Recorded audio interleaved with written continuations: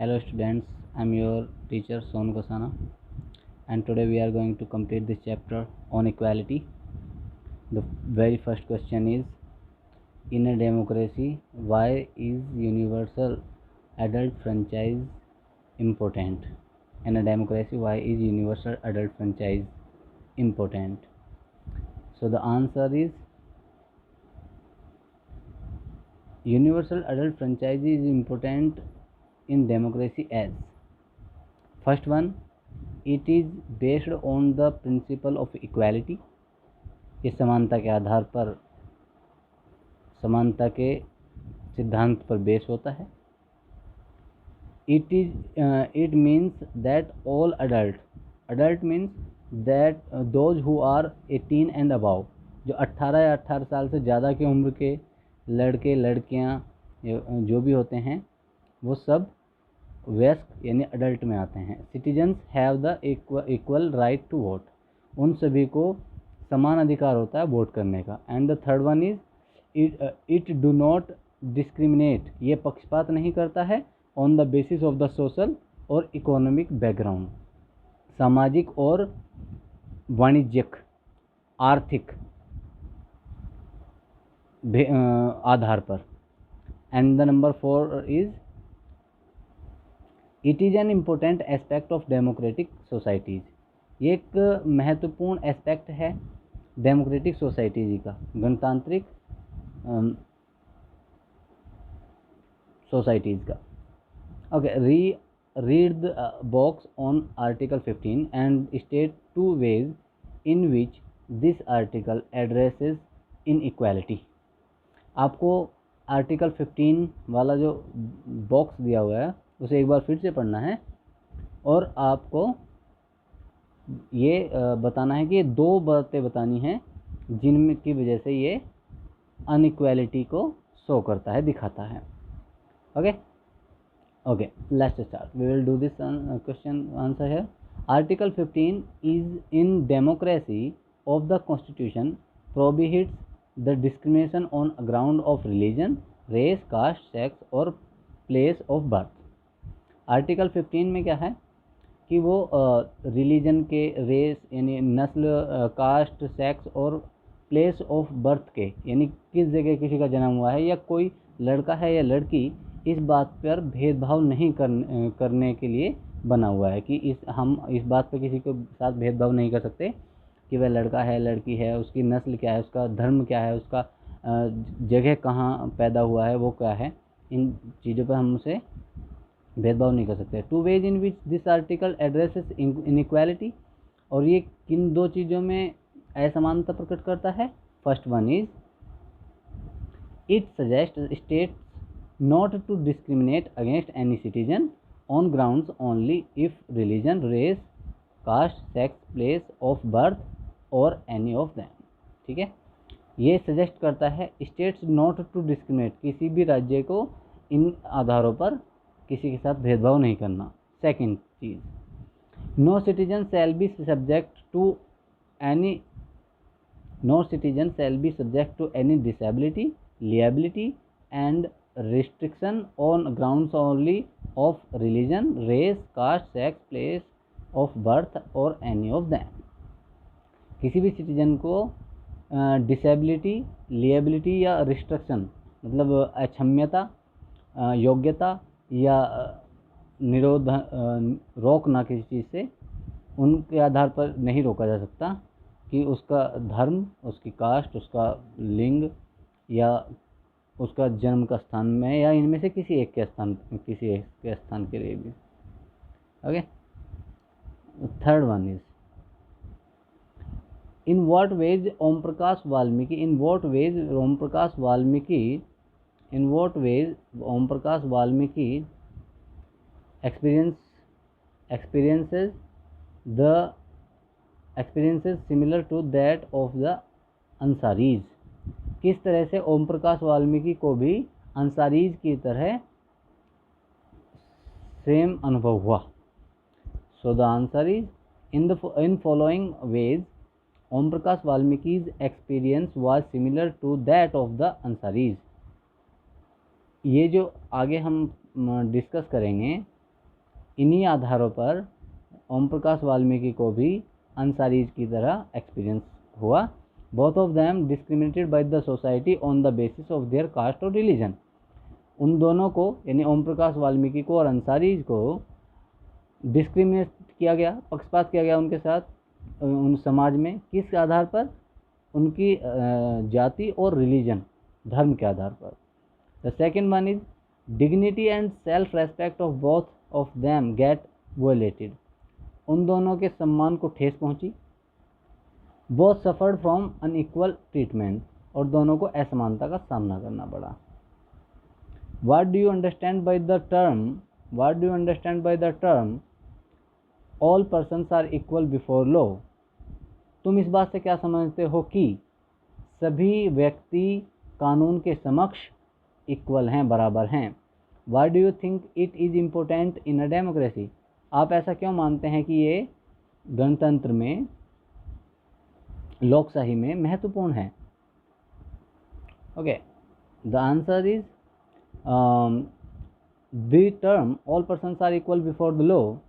ये जो टर्म है कि सभी बराबर हैं कानून के सामने, means that everyone will be given justice before law, कि सभी को लॉ के सामने, कानून के सामने समान अधिकार मिलेंगे, समान रूप से जस्टिस मिलेगा, न्याय मिलेगा। एंड ट्रीटेड देम इक्वली, उन्हें सभी को एक जैसा व्यवहार किया जाएगा। From the president of the country to the common people, चाहे देश का राष्ट्रपति हो या कोई एक साधारण इंसान, all are equal in front of law, सभी के लिए कानून समान है। It is important in a democracy because, और ये गणतंत्र में, लोकशाही में इसलिए भी महत्वपूर्ण है, democracy suggest that no one should be treated on unequal basis because of their wealth, caste, colour, religion, gender etc। कि डेमोक्रेसी सजेस्ट करती है, डेमोक्रेसी में बताया जाता है कि कोई सी भी व्यक्ति के साथ असमानता का व्यवहार नहीं किया जाना चाहिए, धन, जाति, रंग, धर्म और लिंग के आधार पर। Second one is it is also ensured that no one will be given more preference for the same crime।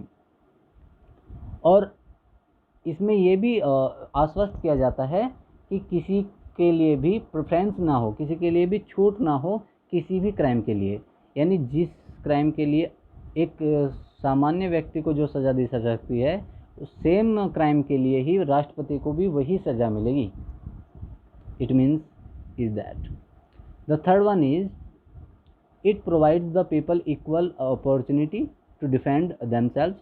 ये लोगों को बराबर अपॉर्चुनिटी देता है, अवसर देता है अपने आप को डिफेंड करने के लिए, अपना बचाव करने के लिए इन पब्लिक कोर्ट्स में, irrespective of their socio economic position, उनकी सामाजिक और वाणिज्यिक स्थिति के अलग। It is fourth one is it also reflects the true nature of democracy. और यही डेमोक्रेसी के सही नेचर को, प्रकृति को दिखाता है। Okay, the question fifth is the government of India passed the disabilities act in 1995। This law states that person with disabilities have equal rights and that the government should make possible their full participation in society। मतलब कि disability act 1995 में पारित हुआ, बना, और इस नियम के हिसाब से जो डिसेबिलिटीज़ होते हैं, जिन्हें हम दिव्यांग कहते हैं, उन दिव्यांग को भी समान अधिकार है इस हमारे समाज में हिस्सेदारी रखने का। इसीलिए the government has to provide free education and integrate children with disabilities into mainstream schools. इसीलिए जो सरकार ने उन्हें फ्री एजुकेशन दी है ताकि उन्हें मुख्य धारा में लाया जा सके जो बच्चे दिव्यांग हैं। This law also state that all public places including buildings, school etc should be accessible and providable with ramps. और इसीलिए सरकार ने ध्यान रखा है कि जैसे स्कूल की बिल्डिंग्स होती हैं या कहीं भी पब्लिक प्लेसेस होते हैं, जो भी सार्वजनिक स्थान हैं, उन वहाँ पर रैंप्स बना दिए जाएँ। रैंप्स ऐसे होते हैं ताकि ईजिली कोई भी रिक्शा वगैरह जो डिसेबल पीपल्स होते हैं वो आसानी से उस पर जा सकें। रैंप होता है वो चढ़ने वाला। Look at the photograph and think about the boy who is being carried down the stairs. आप इस चित्र को देखिए, ये जो चित्र बनाया गया है इसे देखिए ध्यान से, और देखिए कि इसमें जो बच्चे को, ये जो बच्चा है इसे स्टेयर्स के नीचे लाया जा रहा है ना। Do you think the above law is being implemented in this case? क्या आपको लगता है कि जो मैंने अभी कानून की बात की है कि रैंप बनाए जाने चाहिए सभी सार्वजनिक स्थानों पर, क्या ऐसी चीज़ों को देखकर ही बनाया गया है? What need to be done in to make the building more accessible for him? हमें उनके लिए बिल्डिंग्स को मोर एसेसिबल बनाने के लिए क्या ज़रूरी बात है, क्यों ज़रूरी है? How would his being carried down the stairs affect his dignity as well as his safety? अगर आप किसी बच्चे को इस तरह से, जैसे कि फ़ोटोग्राफ में दिखाया गया है, ऐसे लेकर के आते हैं किसी डिसेबल को, तो इस पर उसके मान सम्मान पर क्या फ़र्क पड़ेगा, और उसकी जो सेफ्टी है, सुरक्षा है, उस पर क्या फ़र्क पड़ेगा? Okay, let's start the answer. The answer is no, I don't think the above law is being implemented in his case. मैं नहीं समझता कि ये जो नियम है ये इस केस की वजह से इम्प्लीमेंट किया गया है। According to the disabilities act, disability act के अनुसार all public places including buildings, schools, etc should be accessible for and provided with ramps which is not done in this case। ये जो सभी सार्वजनिक स्थानों पर बिल्डिंग, स्कूल्स में ramp बनाने की बात है, ये इस केस की नहीं है।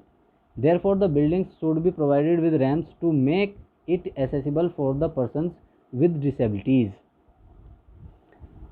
अतः the buildings should be provided with ramps to make it accessible। जो बिल्डिंगों में रैंप बनाए गए हैं उन्हें accessible यानी कि आसानी से पहुंचने योग्य बनाने के लिए बनाए गए हैं, ताकि जो डिसेबल पर्सन है वो आसानी से उनमें जा सकें। आल्सो हाँ, persons with disabilities have equal rights, और जो दिव्यांग हैं उनका हमारे साथ बराबर अधिकार है।